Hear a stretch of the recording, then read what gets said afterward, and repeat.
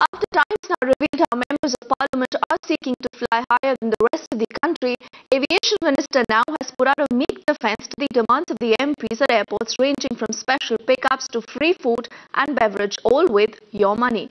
Now is it time then for elected representatives to touch down from their arrogance and acknowledge the ground reality?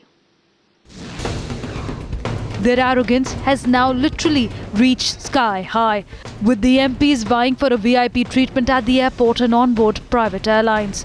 Documents accessed by Times Now show that if the DGCA has its way, then the MPs will be entitled to priority check-ins, personal escorts, lounge services, all free of cost.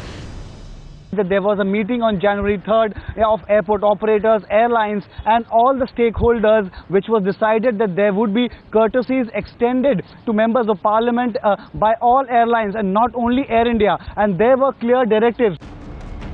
But this list of VIP courtesies being extended to the MPs trying to impose an elitist political culture has created a massive controversy. The attitude has to end that if an MP is going from parliament, extend check-in facility. What about a doctor going from his operation theatre to catch a flight? Why not him? So, this is the mindset which we are fighting against.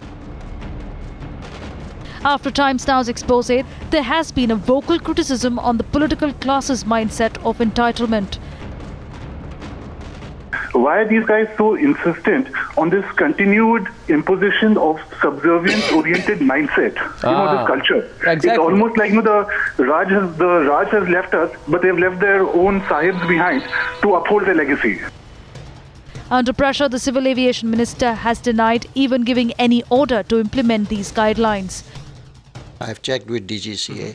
No such circular or guidelines have been issued by DGCA or by MOCA. There may have been a circular in 2007. I'm not aware what exactly it says.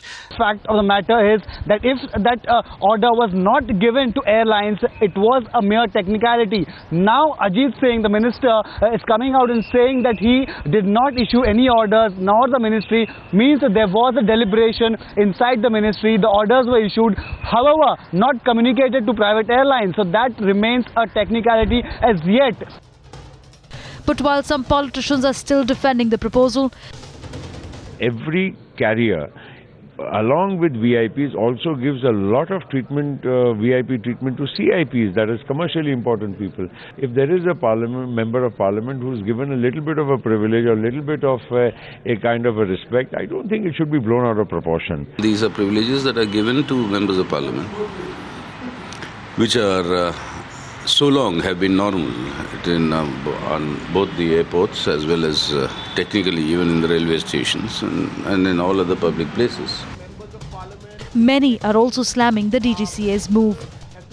The issue is we cannot have young, able-bodied members of parliament expecting assistants to carry their bags. It's in very bad taste.